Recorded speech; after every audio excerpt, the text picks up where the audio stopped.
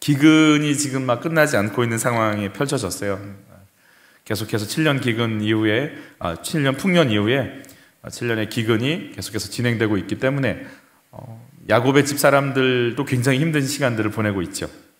한번 가서 양식을 가지고 왔어요. 그리고 나서 시므온을 잡아뒀죠.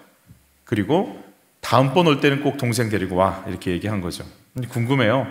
이렇게 베냐민을 데리고 가느냐 안 가느냐 가지고 이렇게 고민을 하는데 두고 온 시므온은 별 관심이 없는 것 같아요.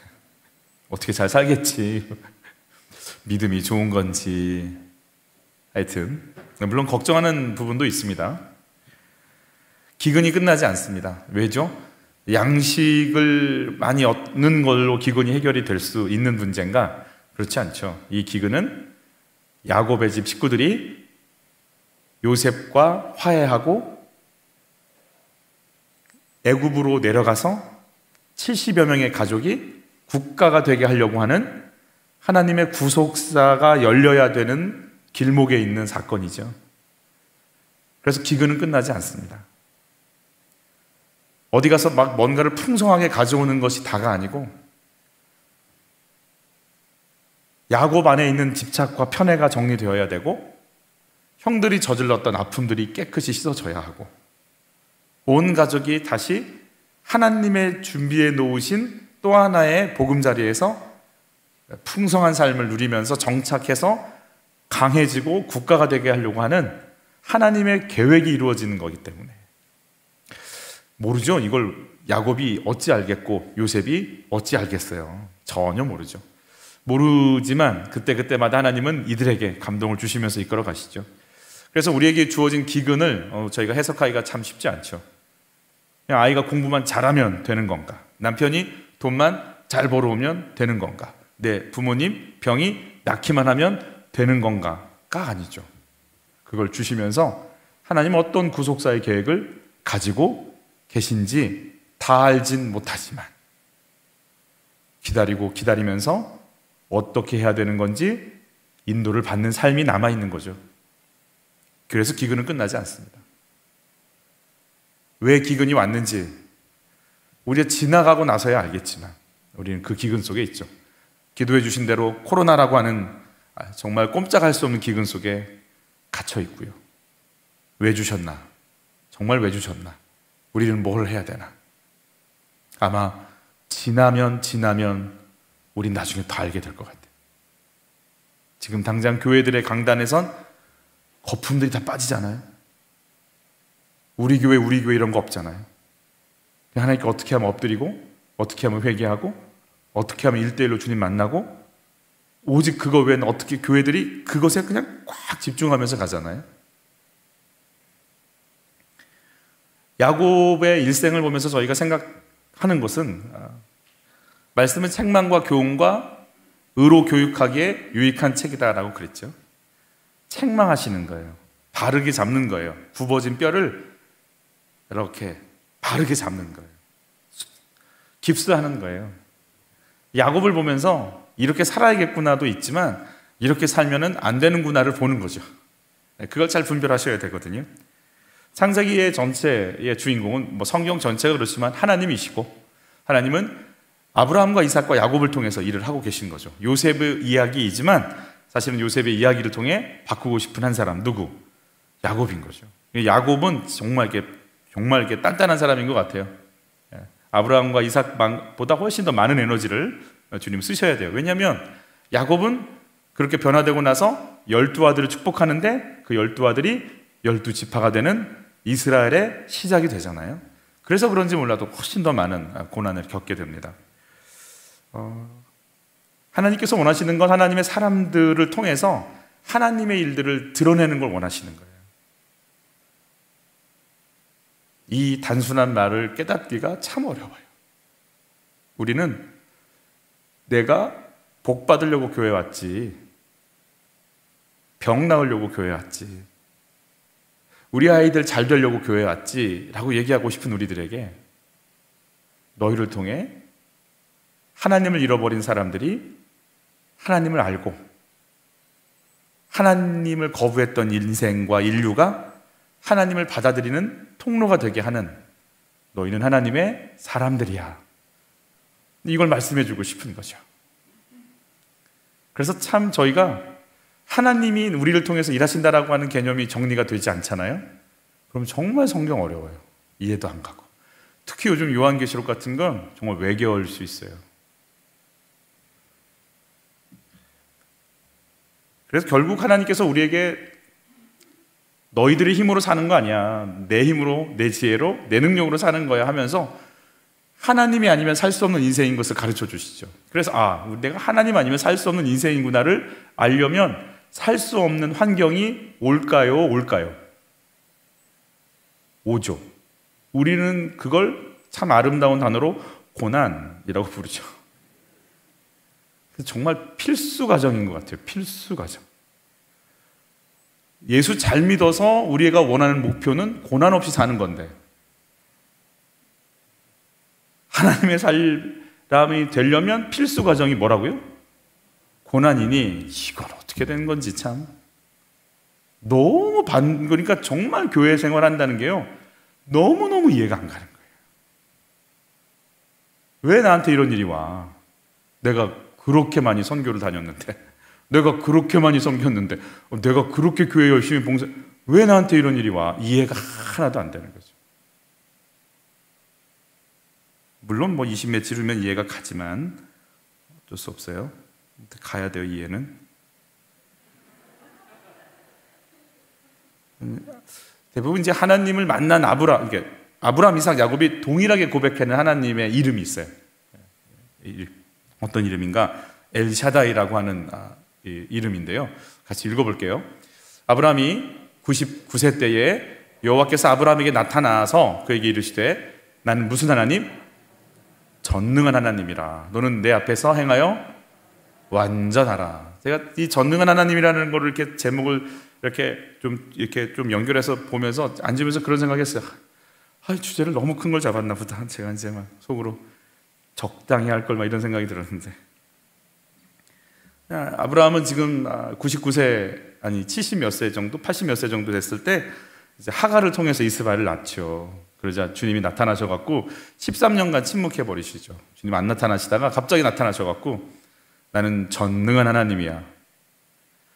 아브라함한테 있어서 하나님은 나는 이제 이렇게 가능한데 살아는 안 돼, 이렇게 부분적으로 알고 있던 하나님인데, 그래서 너 하갈 통해서 애 낳지? 너 사라 통해서 애 낳을 거라고 생각 안 하고 있지? 그런 하나님 하기가 쉽지 않지? 나 전능한 하나님이거든. 너희 둘 다 애 낳을 수 없는 상황이지? 예. 나 전능한 하나님이야. 예. 이게 무슨 말인지 알아들어요, 지금 아브라함은. 이게 무슨 말인지. 그러자 아브라함이 엎드렸다고 그랬어요. 할 말 없거든요. 하나님이 하시려고 하시면, 언약을 주시고 이루시려고 하시면 그대로 진행시키시는 하나님이시구나. 그러면서 전능한 하나님으로 나타나셔서 결국 100세 때 누구를 얻게 하십니까? 이삭을 낳게 하시죠.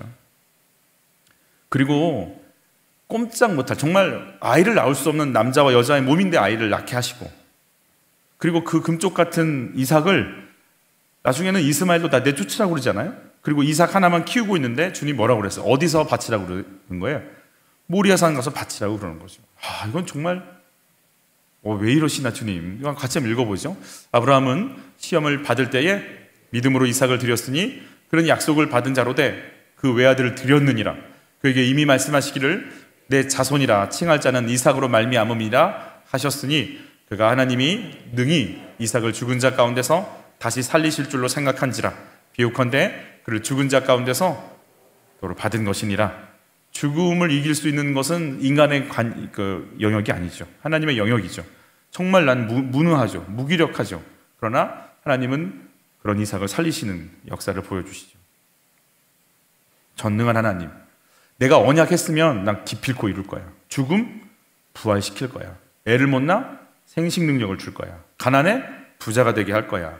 연약해 강하게 할 거야. 내 언약 내가 이룰 거야. 나는 전능한 하나님이에요. 네가 받아들일 수 있겠어? 정말 쉽지 않죠. 뭐가 얼마나 우리가 깨지고 넓어져야 이분을 받아들일 수 있을까요? 우리가 얼마나 그분을 가리고 가릴까요? 그 한계들을 깨고 깨는 게 아브라함이고 이삭이고 야곱이 되는 거죠. 가장 많이 한계를 갖고 주님을 가리고 있는 사람이 누구예요? 누구일 것 같아요? 야곱이에요. 여러분, 주님께서 당신의 전능하심을 드러내기 위해서 우리에게 필요한 상태는 어떤 상태냐면 무기력과 무능력이에요. 내가 할 만한 걸 그분도 하신다. 그럼 내가 한 거지 뭐. 내가 했는지 그분이 했는지 누가 알 바가 뭐겠어요? 내가 정말 안 돼. 나는 정말 안 돼. 나는 정말 있을 수 없어. 난 아이를 낳을 수가 없어. 근데 아이가 나와요.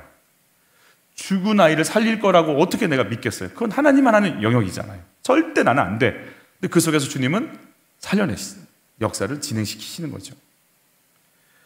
주님의 전능하심이 드러나기 위해서 내 삶의 조건 중에 하나는 무기력, 무능력이에요. 여러분, 무능력, 무기력, 여러분 요즘 경험하고 계신가요? 아니면 나는 그렇지 않아 이런 상태에 있으신가요?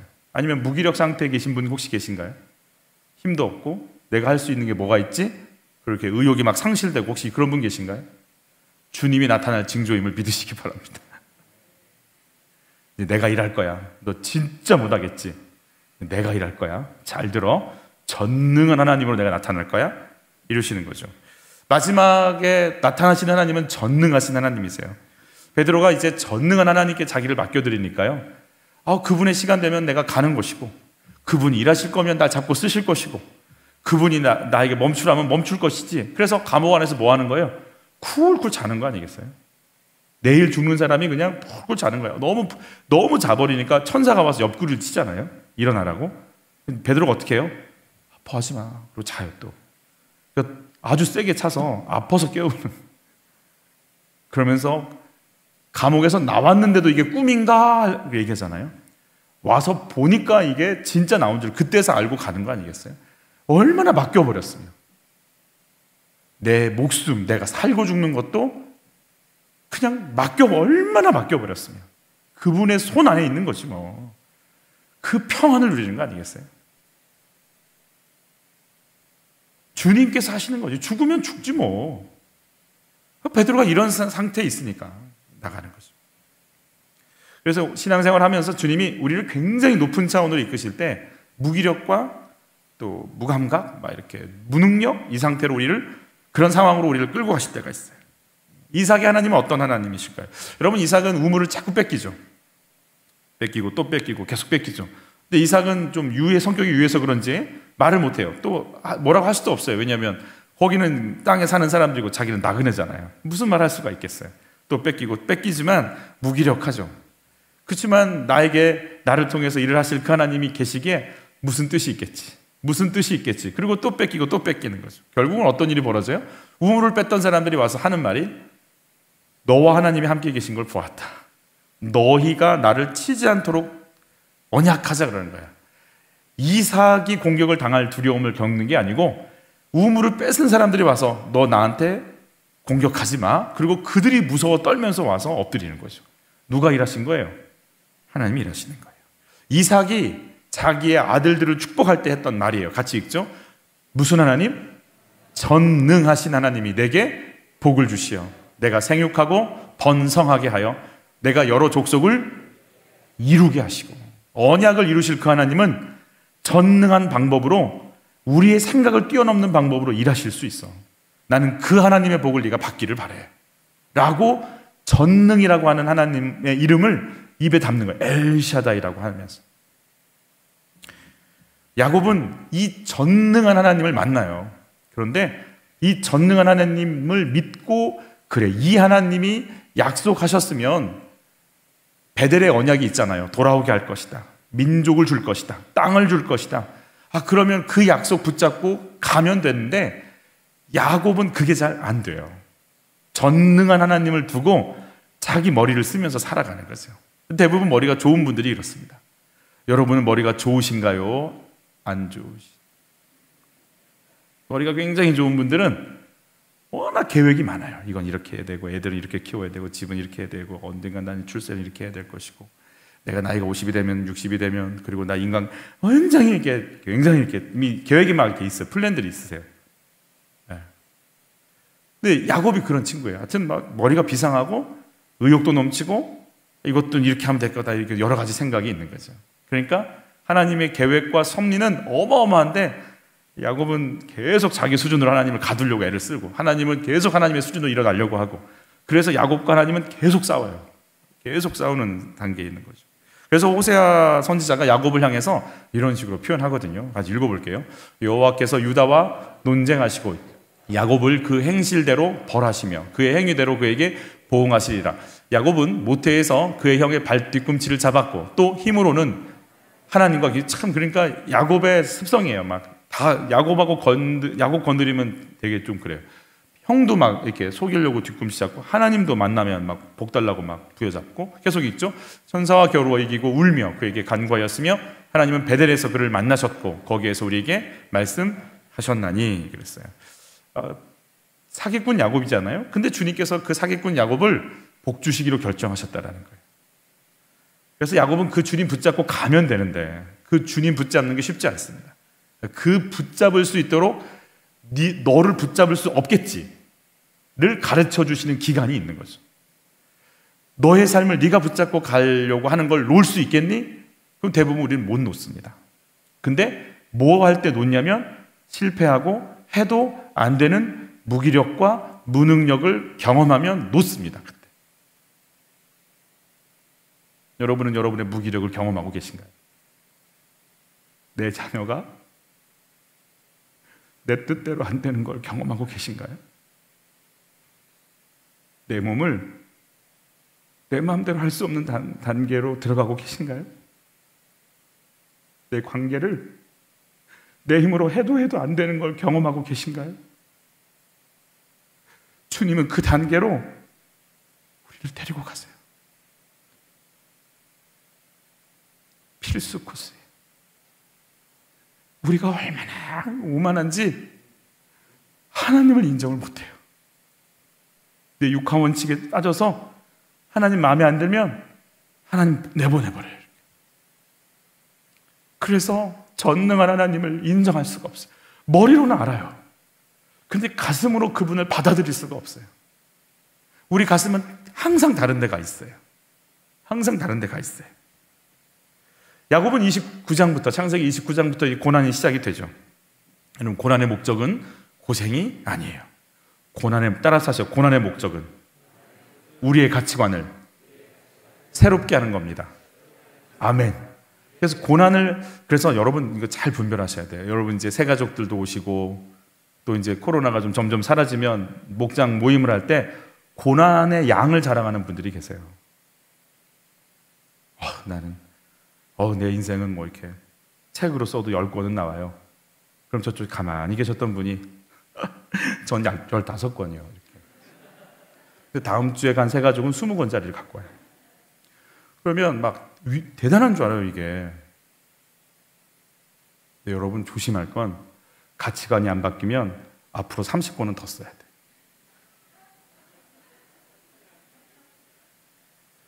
고난의 양 자랑하려고 고난 받은 거 아니에요. 가치관 바꾸려고 고난 온 거지. 근데 가치관이, 어떤 분은 한 페이지짜리 가지고 생각 바꾸는 분 계세요. 근데 20권을 써도 안 바뀌는 분이 계세요. 옆에 분과 인사하세요. 넌 몇 권째니? 이렇게 물어보세요. 시작. 몇 권째니? 이렇게. 6기가짜리 하면 이렇게 얘기하고. 일단은 야곱은 누굴 속이죠. 그러니까 이게 이 방법이 아니야, 이걸 가르쳐줘야 되니까 삼촌 라반의 집에 가서 어떻게 돼요? 결혼도 속고 월급 받는 것도 10번이나 속고 계속 속는 걸 경험하죠. 이게 고난이 아니라 속는 게 이렇게 악한 거야. 속이고 속는 인생이 악한 인생이야. 뭐가 좋겠어? 이걸, 이 쓴맛을 보기 시작하는 거야. 이게 악한 거구나. 누군가를 속이려고 하는 게 참 악한 거구나. 그리고 여러분 이런 말씀을 묵상하다 보면 이런 생각이 들어요. 내가 예전에 엄마 아빠 돈을 훔쳤는데 딱 보니까 내 아이도 살짝 훔치는 것 같이 보이지 않겠습니까?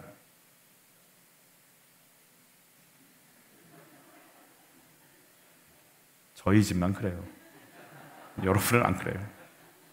여러분은 안 그래요. 그걸 보는 순간 어머머머, 내가 했던 대로 똑같이 하네. 놀래는 거 아니겠어요? 뭐 인과응보야, 뭐 이렇게 뭐 하나님께서 막 보응하시는 거야 이렇게 얘기하지만 하나님의 목적은 보응도 아니고 인광보도 아니에요. 내 죄 드러내서 네 가치관이 아닌 거 알겠지? 예. 그거 버릴 수 있겠지? 예. 네 죄와 네 허물과 네 죄의 열매들을 내가 다 짊어졌어. 난 그것 때문에 십자가 졌어. 그러니 우리 새 삶을 시작하자. 그 불러주셔서 새로운 삶을 향해 나가게 하시는 주님 만나는 게 목적이 되는 거예요. 그래서 어떤 모습을 볼다 할지라도 내가 똑같이 뭔가 내 아이가 또 나와 똑같은 버릇으로 뭔가를 한다 할지라도 두려워하지 마세요. 주님이 이것도 가져가시고 저도 용서하시고 우리를 깨끗게 하시고 우리 집을 새롭게 하옵소서. 그 새로운 가치관으로 살아가게끔 하려고 지금 우리를 이 상황 속에 우리 죄를 보라고 우리를 좀 깨달으라고 보여주신 거 아니겠습니까? 오늘 새벽 큐티에 보면 계속해서 요한계시록이 다 마찬가지지만 할렐루야가 나오는 신약 성서에서는 할렐루야가 나오는 게 오늘 요한계시록 19장밖에 없거든요. 그 할렐루야가 나오려고 했던 4번이나 연속 나오는데 앞에 뭐가 있냐면 음녀 바벨론이 망하는 게 나오죠. 음녀 바벨론이 망할 때 심판받을 때 우리는 구원을 경험하게 됩니다. 왜냐하면 심판과 구원은 동전의 양면이잖아요. 일본이 심판을 받으니까 조선이 구원을 받는 거 아니겠어요? 내 안에서 세상의 육적인 것들이 심판받으면서 영적인 것들이 새로워지기 시작합니다. 여러분, 우리에게 바벨론들이 무너지는 아픔을 통해서 하나님의 세력, 하나님의 역사들이 내 속에서 세워지는 하나님의 은혜가 있기를 축복해요. 그러니까 내게 심판, 이거 심판이구나. 이게 무서운 게 아니야. 이게 내가 무너질 게 무너져야 되는 거구나. 교만은 무너져야 되는 거예요. 혈기는 무너져야 되는 거예요. 음란은 무너져야 되는 거예요. 원수 갚는 것은 무너져야 되는 거예요. 거룩이 세워져야 되는 거예요. 은혜가 세워져야 되는 거예요. 치유가 세워져야 되는 거예요. 섬김이 품을 수 있는 능력이 세워져야 되는 거예요. 그래서 내 속에서 가끔씩 무너지는 사건들이 올 때가 있어요. 아브라함, 이삭, 야곱은 다 있었어요. 그 중에 야곱이 유별나게 많았을 뿐이죠. 첫 번째에 야곱이 사실 의지할 것은 내가 이렇게 베델에서 만나주시잖아요. 돌베개 베고잠 갔다고 거기서 하나님 사닥달에서 만나주시잖아요. 내가 너 안 떠나, 내가 너랑 함께 할 거다. 돌아오게 할 거다. 그러면 그 하나님 붙잡고 가면 좀 좋겠는데 사실은 야곱이 그러질 못하는 삶이 펼쳐지게 되는 거죠. 이제 아내에 대한 시련을 먼저 오지 않습니까? 정말 사랑했던 아내, 이 아내 여자의 문제는 사실 야곱에게 있어서 정말 한평생 가죠. 라헬과 레아를 놓고 라헬을 너무 좋아하지 않습니까? 그래서 아이들도 레아의 자식들은 쳐다보지도 않잖아요. 오직 라헬의 자녀들만 사랑하잖아요. 야곱과 베냐민만. 이건 사랑을 뛰어넘어 집착이거든요. 여기에서 나오는 아픔과 상처들 고스란히 열매가 요셉이잖아요. 그래서 요셉은 야곱이에요. 요셉의 문제가 해결되는 건 야곱의 상처가 해결되는 거예요. 그래서 오늘 기필코 야곱은 등장해서 자기의 죄를 고백하고 그냥 엎드리고 자기의 삶을 변화시키는 데까지 가야만 이게 야곱의 인생이 되는 거죠. 여러분, 결혼은 마주보면 실망하고 속을 보면 절망하고 돌아보면 낭망한다고 그러죠. 하란 얘기인지 하지 말란 얘기인지 잘 모르겠어요. 레아와 라헬가 이제 만났어요. 만나서 애 낳기 경쟁이 시작하는 거예요. 애 낳기 경쟁이. 너무 사랑하는 라헬과 이런 대화를 나눕니다. 같이 읽어볼까요? 야곱이 라헬에게 화를 내면서 말하였다. 내가 하나님이라도 된단 말이오? 당신이 임신할 수 없게 하신 분이 하나님이신데 나더러 어떻게 하란 말이오? 원하는 라헬 얻지만 원하는 거 얻어서 행복하지 않습니다. 이 참 세상을 사는 방법 중에 하나죠. 원하는 걸 딱 손에 쥐는 순간 모든 기쁨과 소망은 사라집니다. 그리고 다른 걸 채워야 되는 거죠. 그래서 우리에게 남은 건 홈쇼핑이 남는 거죠. 계속 사야 돼요. 사도 채워지지 않습니다. 원하는 라헬 얻었어요. 행복 안 합니다. 원하는 자식 행복 안 합니다. 요셉 뺏깁니다. 아이들을 그렇게 학대해 놨는데 형들이 시기가 나서 팔지 않습니까? 여러분, 그 레아의 고통 우리가 알고 있었죠. 우리 잠깐 좀 정리한 의미에서 하는 거예요. 르우벤을 낳았어요. 보라, 괴로움을 보셨다. 시므이를 낳았어요. 보라, 아들이라. 레위를 낳았어요. 이제는 남편이 나와 연합할 거다. 그런데 안 돌아오니까 레아가 유다를 낳고 뭐라고 이름을 지은 유다 이름이 뭐예요? 하나님을 찬양한다는 거 아니겠어요? 이제 남편이 아니라 누구 보겠다? 하나님 보겠다. 여러분, 그래서 레아가 라헬의 자리를 차지해 버립니다. 야곱이 죽을 때 유언을 뭐라고 남기냐면 나 레아 곁에 묻어줘. 이 죽음의 의미는 성경에서 죽음의 왕의 묘실에 들어갔다. 이 의미는 영원에 대한 의미거든요. 결국은 누구랑 하나 되는 거예요? 레아와 하나 되는 거예요. 영적인 거 레아가 잡고 가는 거예요. 그래서 유다는 레아 자식이에요. 라헬에서 나온 요셉의 두 아들 누구죠? 에브라임과 므낫세. 한평생 유다 괴롭히면서 북이스라엘로 이 불신앙의 이 아주 모델이 되다가 그냥 사라져버리는 거 아니겠어요? 정말 영적인 세력은요, 유다가 잡고 끝까지 가고 결국 예수님이 그 라인에 오는 거 아니겠습니까?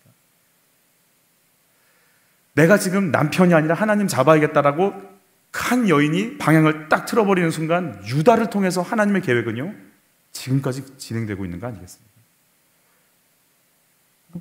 레아는 굉장히 빨리 몇 페이지 안 쓰고 돌이키는 거죠. 그럼 빨리빨리 내가 삶의 그 아이디어를, 내가 하나님을 향한 목적을 빨리빨리 돌릴 수 있는 은혜가 있기를 예수님을 축복하는 거예요. 결국은 지금 하나님이 계속 야곱을 통해서 말씀해 주고 싶은 거예요. 사랑, 돈에 대한 목마름, 뭐 이렇게 라반한테 돈 못 받잖아요. 일을 해도 돈 못 받아요. 사랑하는 아내와 같이 살아도 사랑 못 받아요. 사랑 관계가 안 돼요. 자식을 낳아도 불행해요. 이상하다. 내가 원하는 거 다 얻는 것 같은데 내가 원하는 행복은 안 오는 거예요. 그렇게 사는 거 아니야라는 걸 분명히 지금 말씀해 주고 계신 거죠. 20년간 일했지만 삼촌 라반의 집에서 애쓰고 수고하면서 열심히 일해서 막 이렇게 새끼들을 낳게 했지만 돈은 없는 거예요. 그래서 하나님 결국 이것도 뭘 가르쳐 주시는 거예요? 우리 같이 한번 읽어볼게요. 그대들의 아버지 라반을 얘기하죠. 나를 속여 품삯을 10번이나 변경하였느니라. 그러나 하나님이 그를 막으사 나를 해치지 못하게 하셨으며, 그러면 나에게 물질 주시는 분은 누구시다? 하나님이시구나라는 걸 아는 거죠. 자, 나에게 자녀를 주시는 분도 누구시다? 하나님이신 거죠. 나에게 아내를 주시는 분도 누구시다? 하나님이신 걸 알면 누구 잡아야 된다는 얘기예요. 하나님 잡으라고 계속 이걸 가르쳐 주는데 우리는 그 다음 거요, 그 다음 거요, 그 다음 거요로 자꾸 얘기하는 거죠. 이것도 한번 같이 봤죠.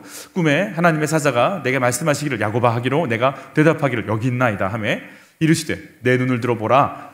양떼를 탄 순양은 다 얼룩무늬 있는 것, 점 있는 것과 아롱진 것이니라. 라반이 내가 내게 행한 모든 것을 내가 보았느니라. 그러면 전능하신 그분이 나를 보고 나를 알고 나를 지키고 인도하신다면 내가 붙잡을 건 양 몇 마리가 더 왔나 안 왔나가 아니고 그분에게 붙잡혀 가면 되는 거잖아요. 그러니까 그 하나님 붙잡을 수 있도록 자꾸 이제 위를 바라볼 수 있는 시간들을 주세요. 무능력과 무기력 속에서 하나님밖에 없네요, 이렇게 쳐다볼 수 있도록. 그래서 그 시선을 하나님을 향해 고정할 수 있도록 자꾸 원하는데, 야곱은 그게 살짝 바라보다가 다른 데를 이렇게 자꾸 쳐다보는 것이 그게 안타까움이죠. 시련의 강도는 더 세지죠. 이제 라반이 뭐하러 쫓아와요? 죽이려고 쫓아오잖아요. 그때도 하나님 막아주셔서 꿈에 나타나서 라반을 좀 막아주시지 않습니까? 여러분, 그러고 나서 간 곳이 어디예요? 야곱이 형 만나러 가거든요. 근데 형은 뭘 데리고 와요? 400명 군사를 데리고 와요. 뒤에는 라반, 앞에는 400명 군사 에서예요. 갈 데가 없어요.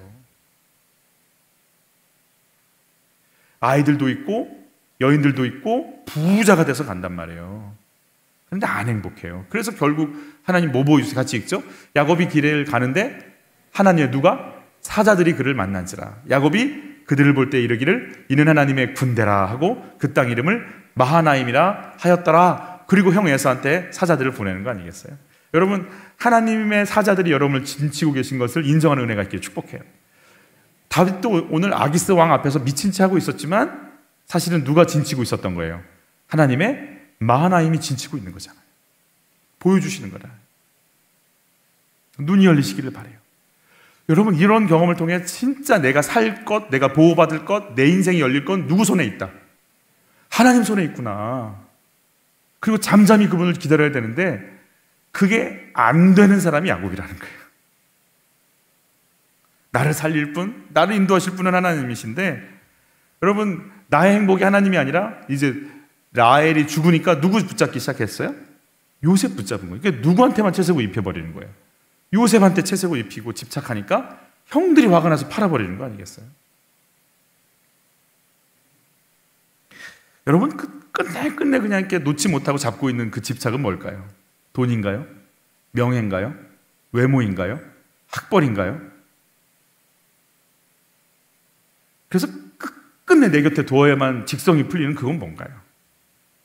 하나님은 그걸 좀 내려놓고 그걸 통해 무기력을 경험하게 하시면서 하나님 바라볼 수 있도록 자꾸 사인을 주시는데 그게 안 되는 건 뭘까요?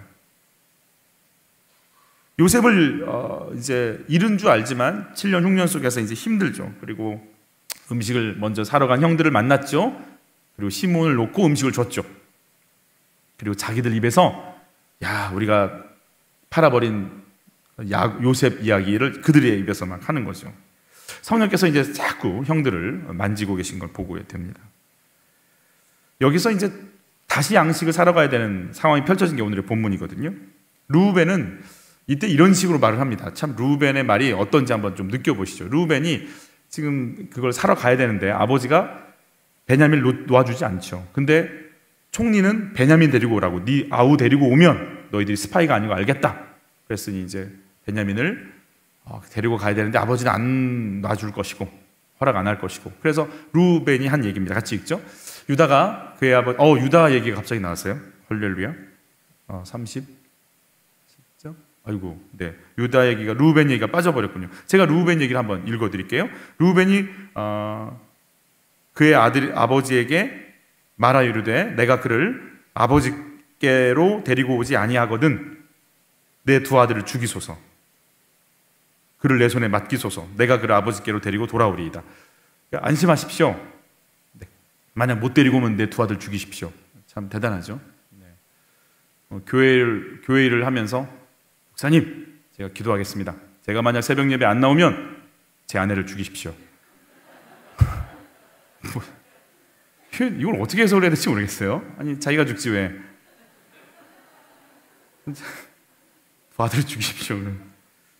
참 르우벤은 참 살짝 뜬금이 없다 이런 생각이 좀 들어요.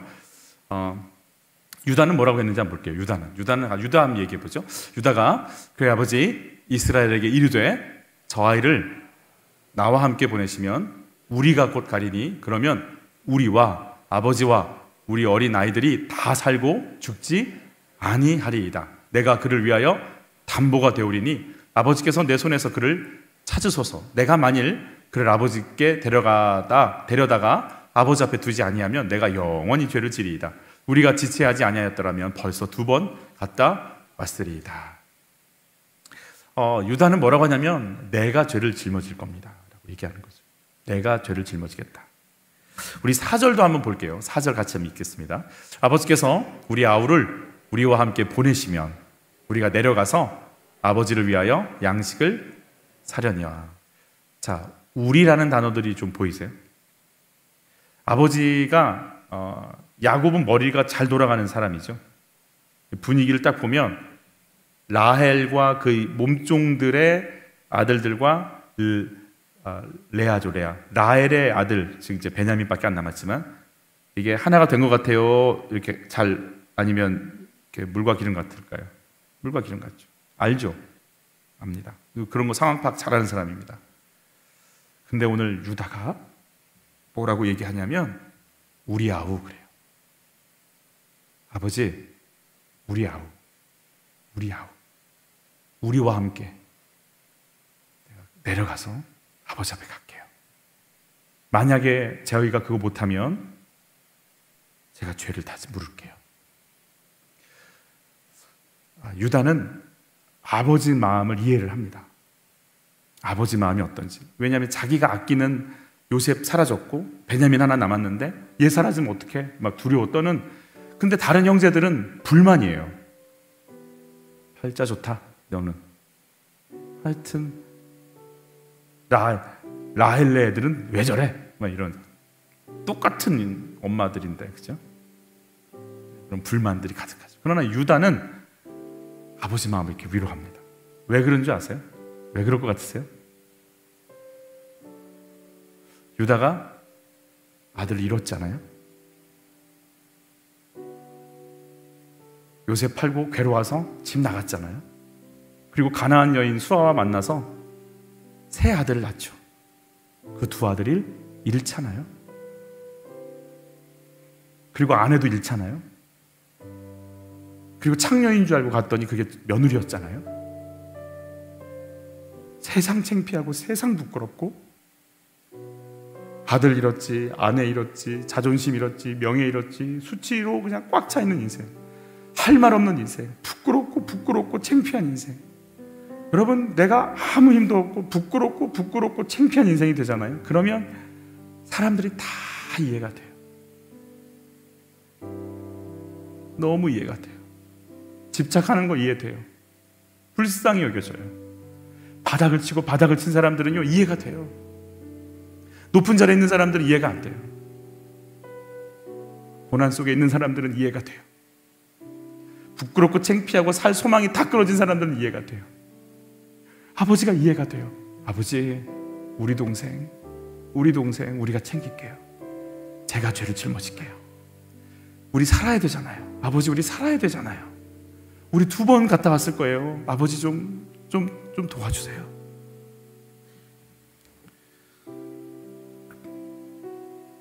아버지에게 있어서 베냐민은 베냐민이 아니에요. 그건 요셉이고 라헬인 거예요. 자기가 너무너무 좋아하는, 그게 너무 이해가 되는 거예요. 그래서 그걸 인정해 주는 거예요. 알아요. 아버지, 당신이 너무너무 귀하게 여기시는 거 알아요. 살려내야죠. 기필코 살려내야죠. 루벤은 죽으면이라고 표현하지만, 유다는 똑같은 표현이지만 우리가 살아야 되잖아요, 이렇게 표현하는 거죠. 그 마음에 여러분, 요셉이요, 아니 야곱이요, 이제 입을 여는데 이렇게 얘기하기 시작하는 거예요. 같이 한번 읽어보죠. 전 무슨 하나님? 야곱이 이 말이 나왔어야 되는데.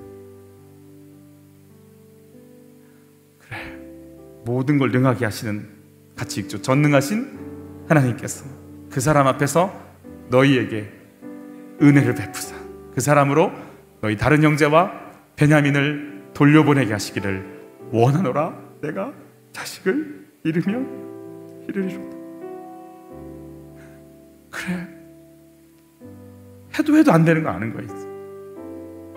이거 집착하고 저거 집착하고 이거 집착했는데 내 인생 남은 게 없어. 다 떠났어. 잃으면 잃는 거지 뭐. 그러나 전능한 하나님께서 어떻게 하실지 맡겨드려야지. 이제 주어가 주체가 이끄시는 분이 레아는 아니야, 라헬이어야 돼, 니들은 아니야, 요셉이어야 돼, 요셉은 너희들도 아니야, 베냐민이어야 돼, 이것만 바라봤던 야곱이 잃으면 잃는 거지. 그러나 전능하신 하나님께서 뭔가를 하시겠지. 그분이 행하시는 거 나 순종할 거야. 그분 따라갈 거야. 이게 모든 걸 놔버리고 이제 내가 정말 두려워지고 어떻게 해야 될지 모르는 상황인 것 같은데, 오히려 하나님께 나를 확 맡겨버리는 일이 되기 시작하는 거예요. 우리 야곱에게 주셨던 말씀이죠. 같이 한번 선포하죠. 하나님이 그에게 이르시되 나는 뭐하는 전능하신 하나님이라. 생육하며 번성하라. 한 백성과 백성의 총회가 내게서 나오고 왕들이 내 허리에서 나오리. 이런 계획을 나그네 인생인 남의 땅에 사는 기껏 아브라함이 산 무덤 이외에 아무것도 없는 가족이, 언제 어디서 모래폭풍이 불고 언제 어디서 도적대가 와서 한순간에 사라져도 아무 말 할 거 없는 인생들이 왕이 나올 것이요 민족이 나올 것이요 이 땅을 차지할 거라는 계획을 짤 수 있을까요? 절대로 없죠. 그러나 하나님은 그 계획을 갖고 계시죠. 그래서 너희 생각 놔버려. 그러면 내가 너희 통해서 내가 갖고 있는 계획들을 쫙 한번 펼쳐볼 테니까. 그런데 그게 믿어지지가 않는 거예요. 왜? 안 전능하니까. 하나님께 맡겨드리는 것, 이게 가장 확실한 방법인데 그게 너무 힘든 거예요. 그래서 내가 잡는 모든 계획들이 실패할 수 있도록 주님도 고생하는 거예요.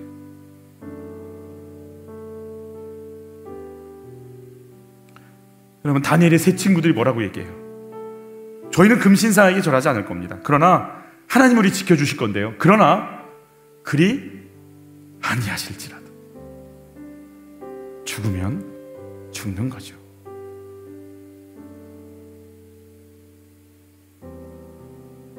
에스더가 뭐라고 하는지 우리 같이 한번 읽어볼까요? 당신은 가서 수산에 있는 유다인을 다 모으고 나를 위하여 금식하되 밤낮 3일을 먹지도 말고 마시지도 마소. 나도 나와 시녀와 더불어 이렇게 금식한 후에 규례를 어기고 왕에게 나아가리니 죽으면 죽으리이다. 하나님의 뜻을 이루기 위해서 모르겠다 이거예요. 그러나 그 전능한 하나님이 어떤 계획을 펴실지 난 던져놓겠다. 그리고 거기 따르겠나이다. 아멘. 죽겠다는데 어떻게 뭘 하겠어요? 저는 예전에 한번 그 검은색에 사시던 분의 간증을 들은 적이 있어요. 되게 체구도 조그맣고 이러신데 왜 당신은 그 최고의 자리까지 올라갔냐 그러니까 그분이 하셨던 말씀이 뭐냐면 저는 싸울 때 죽을 각오를 합니다 이러시더라고요. 그러면 아무리 싸움을 잘하는 사람도 그 사람은 못 이긴대요. 내가 그냥 맡겼다 이러고 나가면 되는 거예요. 바울이 예루살렘에서 고난받을 거야 예언을 막 하죠. 아가보라는 선지자가. 그때 바울이 했던 말 우리 같이 한번 읽어볼까요? 바울이 대답하되 여러분이 어찌하여 울어 내 마음을 상하게 하느냐. 나는 주 예수의 이름을 위하여 결박당할 뿐 아니라 예루살렘에서 죽을 것도 각오하였노라 하니 그가 고난을 받지 아니하므로 우리가 주의 뜻대로 이루어지리다 하고 그쳤노라. 우리의 각오여야 돼요. 사실은 바울이 매일같이 죽는다고 그러잖아요. 주님 잘 죽게 하여 주옵소서. 주님만 살게 하여 주옵소서. 매일매일 죽어야 돼요. 그럼 내 혈기가 매일매일 죽지 않으면 우리 아이들은 매일매일 상처받을 거예요. 이게 있을까요? 제가 이 구절 읽고 같이 기도할게요. 무리와 제자들을 불러 이르시되 누구든지 나를 따라오려거든 자기를 부인하고 자기 십자가를 지고 나를 따를 것이라. 누구든지 자기 목숨을 구원하고자 하면 잃을 것이요 누구든지 나와 복음을 위하여 자기 목숨을 잃으면 구원하리라. 내가 살려고 자꾸 하니까 힘든 것 같아요. 주님 제가 잘 죽을 수 있도록 도와주세요. 이제 야곱은 사랑하는 요셉 만나러 갑니다. 그 풍성한 삶 말년까지 온전히 누리며 갑니다. 나는 정말 이럴 거야 각오하는 순간 모든 자식들은 살아서 소위 말하는 부귀영화 다 누립니다. 그 속에서 하나님의 영광과 역사 속에 푹 들어갑니다. 하나님의 나라를 세팅하는 모든 판을 준비합니다. 누구 하나만 바꾸면 야곱 한 명만 바뀌면 여러분 나 한 명만 바뀌면 우리 집 삽니다. 나 한 명만 바뀌면 우리 아이들 삽니다. 내가 잃으면 잃으리로다. 그 한 고백 위에 하나님이 일하실 걸 믿습니다. 기도하죠. 사랑하는 아버지 잘 죽을 수 있는 힘을 주옵소서.